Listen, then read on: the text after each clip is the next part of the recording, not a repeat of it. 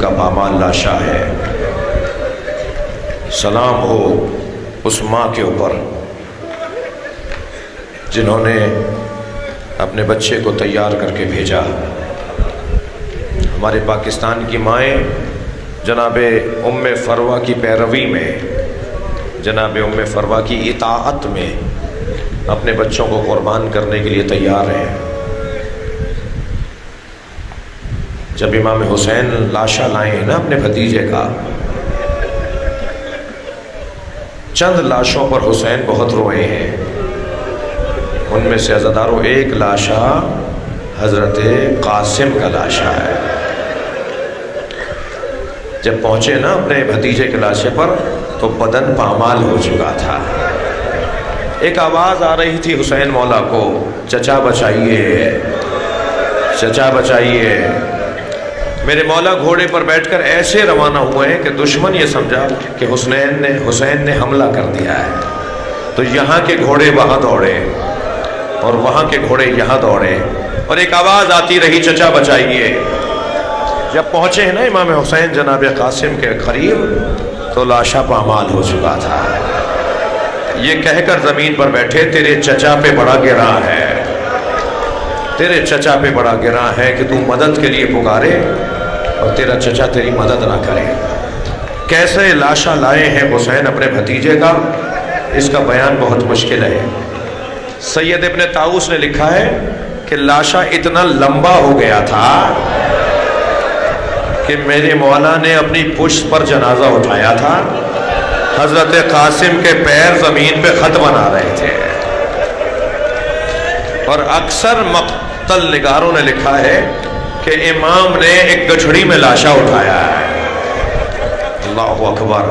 جب لا کے رکھ دیا نا گنج شہیدہ میں تو ساری بیویاں تو وہاں موجود تھیں، اس بچے کی ماں نہیں تھی۔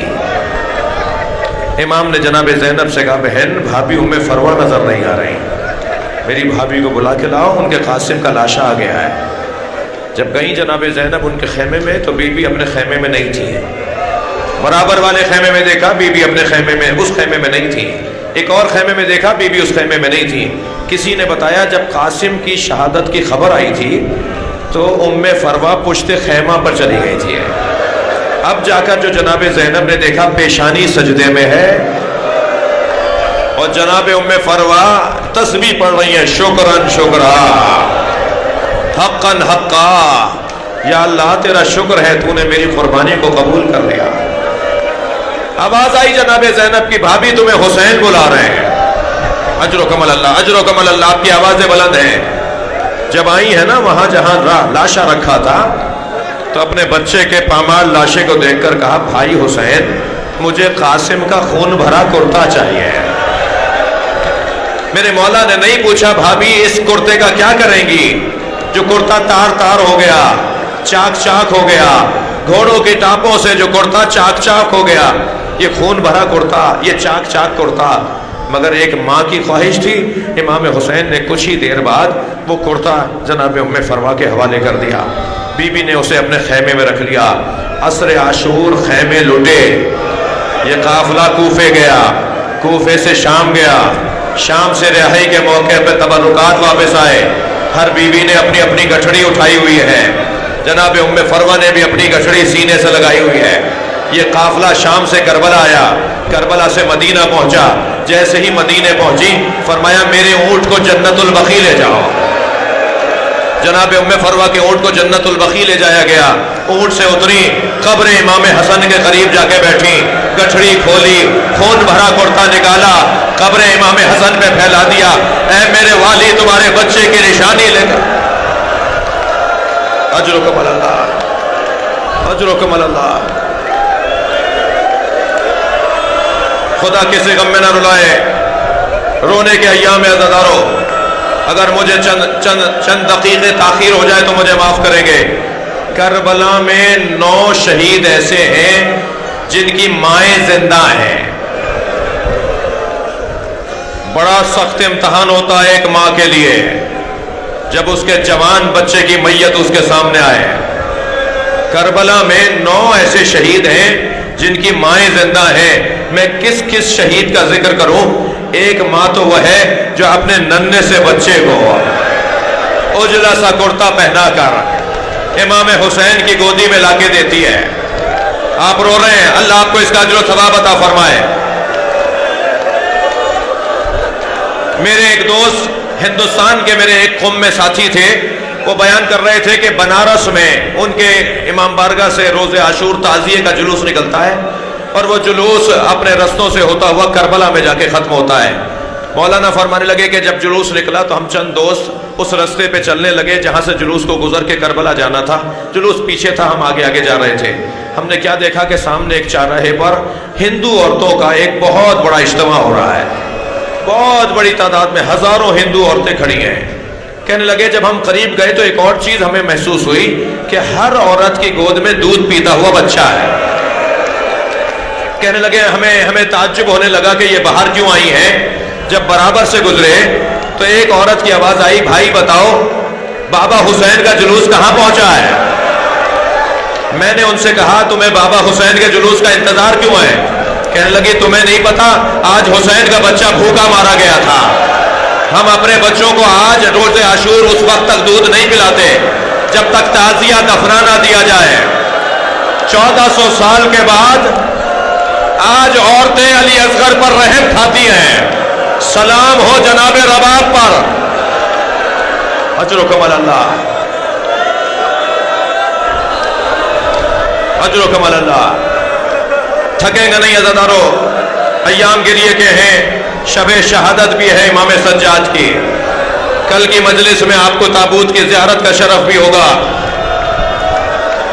ابو حمزہ صومالی جنہوں نے امام سجاد سے دعا کو نقل کیا ہے, جن کی دعا ہم ماہ رمضان میں پڑھتے ہیں, وہ کہتے ہیں کہ واقعہ کربلا کے بعد میں امام سجاد کی خدمت میں سوالات لے کر گیا. مجھے کنیز نے صحن خانہ سے گزارا اور حضرت کے حجرے میں پہنچایا. جب میں صحن سے گزر رہا تھا تو میں نے کیا دیکھا, ایک بی بی ہے جو برقع پہنے دھوپ میں بیٹھی ہے.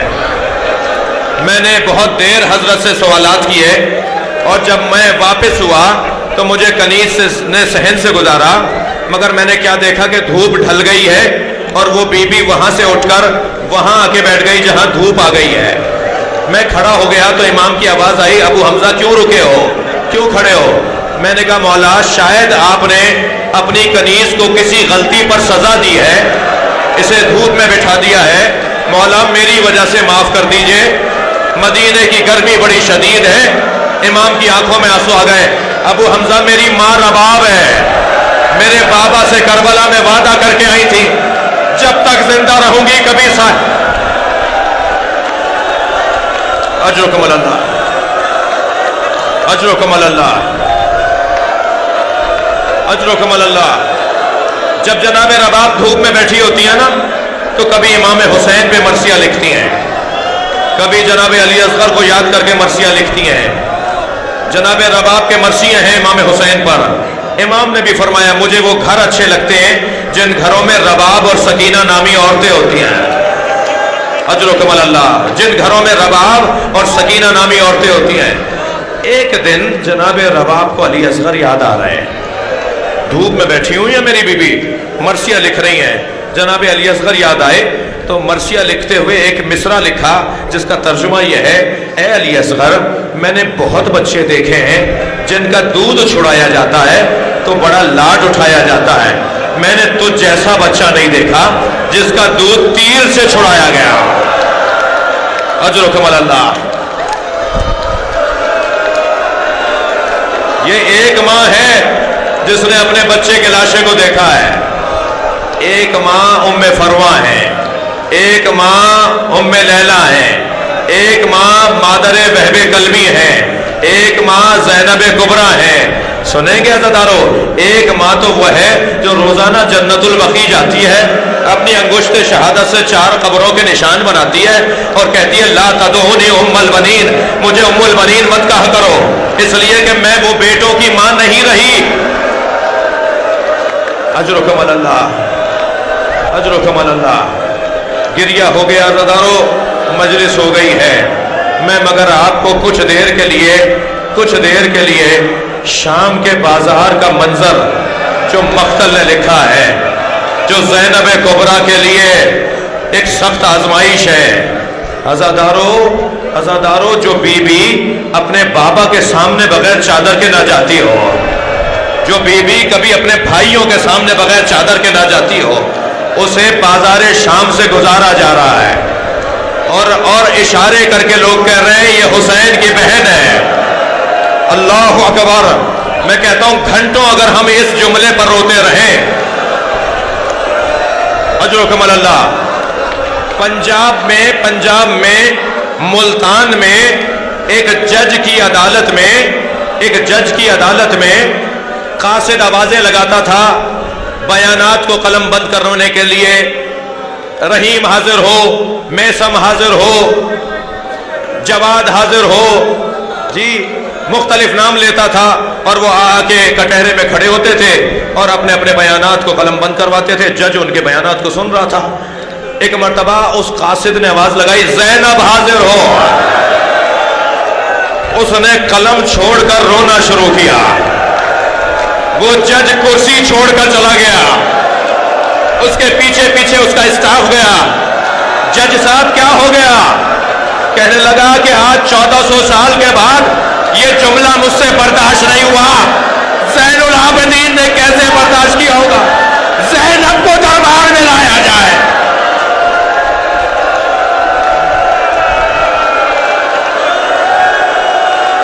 اجرکم اللہ،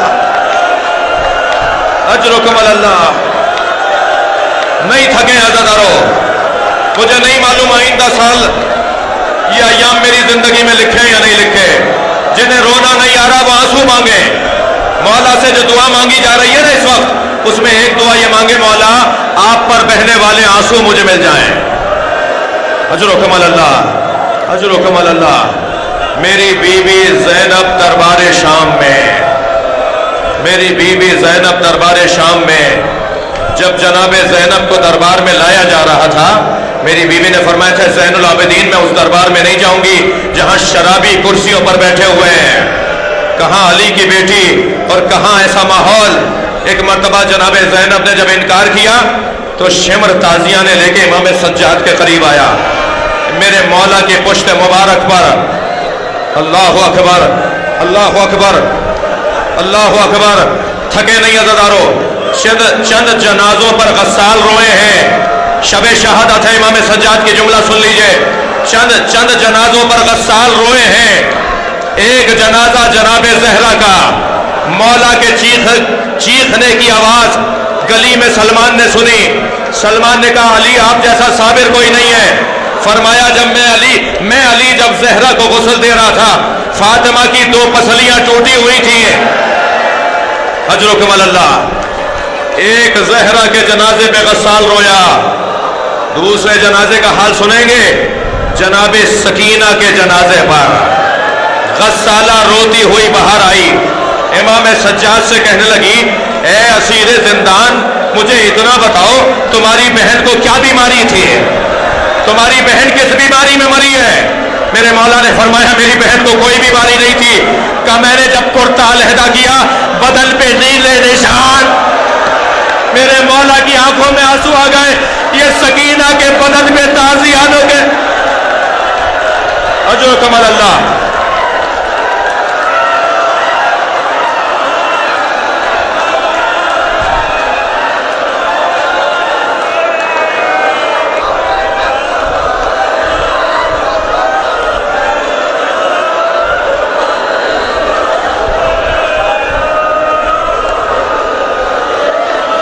اجرکم اللہ، اجرکم اللہ۔ میں دعویٰ تو نہیں کرتا، مگر بعض جملے ایسے ہیں کہ شاید آپ بستر پہ جاتے جاتے روئیں گے، آپ بستر پہ لیٹ کے بھی روئیں گے۔ شاید یہ دن ہمارے رونے کے لیے ہی اللہ نے قرار دیا ہے۔ یہ رات بڑی قیامت کی رات ہے۔ کون دنیا سے اٹھ رہا ہے؟ حسین کا عزادار، امام حسین کا ماتمی، امام پہ رونے والا۔ جب امام باقر نے امام سجاد کو غسل دیا نا، تو میرے مولا کے چیخ چیخ کے رونے کی آواز باہر آئی۔ جب کسی نے پوچھا تو بتایا جب میں نے بابا کا کرتا علیحدہ کیا، میرے بابا کے بدن پہ بیڑیوں کے نشان، توق کا نشان، अजरुकम अल्लाह। मेरे बाबा के बदन पे ताजियानों के निशान, मेरे बाबा के बदन पे जालिमों के जुल्म के निशान। अजरुकम अल्लाह, अजरुकम अल्लाह। जब दरबार में जनाब ज़ैनब को लाया गया, इमाम सज्जाद फरमाते हैं मेरे लिए वो सख्त दिन था जब मेरी फूफी ज़ैनब को लाया गया और आवाज देकर कहा गया कि अली की बेटी को बाहर लाया जाए। जनाब फिज़्ज़ा आगे आके खड़ी हो गई। मैंने इनकी माँ से वादा किया था मैं इन बच्चों की हिफाजत करूंगी। चंद चंद चंद गुलामों को हुक्म दिया गया इस बूढ़ी औरत को हटाओ। गुलाम ताजियाना लेकर आगे बढ़े। सिर्फ एक ताजियाना फिज़्ज़ा को लगा था कि फिज़्ज़ा ने यजीद के अक़ब में खड़े हुए हबशियों को खिताब किया, ए हबशियों, अजरुकम अल्लाह, ए हबशियों, तुम्हारी गैरत को क्या हुआ है? तुम्हारे कबीले की औरत पे हाथ उठाया जा रहा है। तलवारें निकलना शुरू हो गई। ए यजीद खबरदार, हमारे कबीले की औरत पे कोई हाथ ना उठाए। ज़ैनब कुबरा ने मदीने का रुख किया। नाना, एक कनीज